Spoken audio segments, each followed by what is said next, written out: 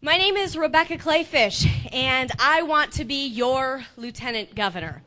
In fact, I want to be a great lieutenant governor, like Margaret Farrow.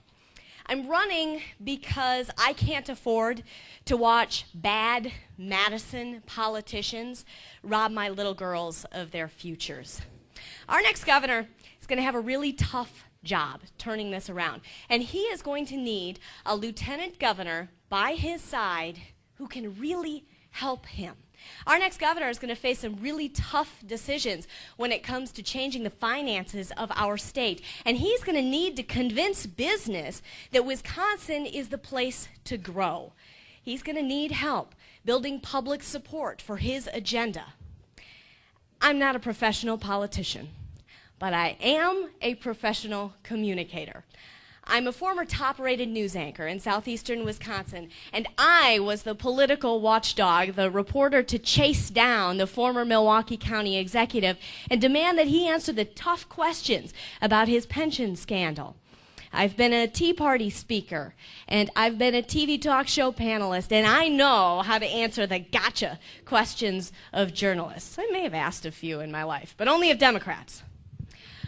I am a marketing expert. I understand how to effectively use social media and traditional media, and I have the expertise to help our next governor sell his conservative agenda to the people of the great state of Wisconsin.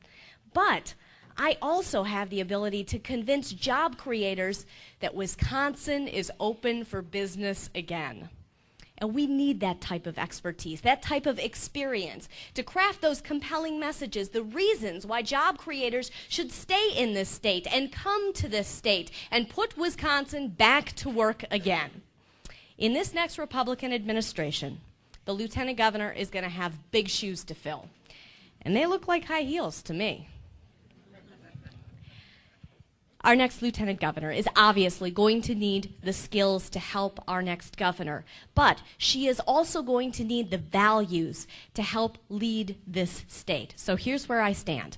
I'm not a squishy moderate. I am a real conservative, and I can cut spending in Madison as easily as I clip coupons at home. And as long as we're talking about cutting, I think we need to cut taxes year after year after year, until they finally come in line with our family's abilities to pay. Thank you. I am pro-life, 100% pro-life.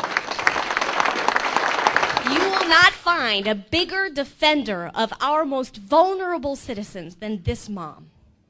I think my husband and I should be the ones explaining the birds and the bees to my little girls, and not guys like Jim Doyle and Mark Pocan in Madison. I think that marriage is between one man and one woman.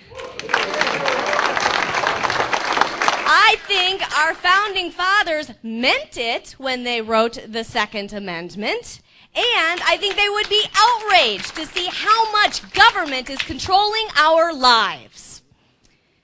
You know, I think that we all in this room can make decisions like what dishwasher detergent to use. We don't need government making those decisions for us. In fact, I think the politicians in Madison should be making the tough decisions about our state budget so that we don't have to make those tough decisions within our family budgets.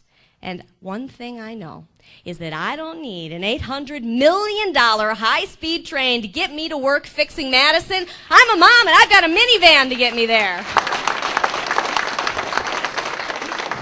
I know I am out of time. I've got to head to Pesh to go like the rest of the band of candidates. But I thank you so much for having me here today.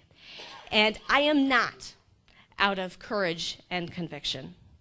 And that is why I have earned the support of Lieutenant Governor Margaret Farrow, and why I hope to earn yours. Thank you so much for having me here today. I appreciate it a lot.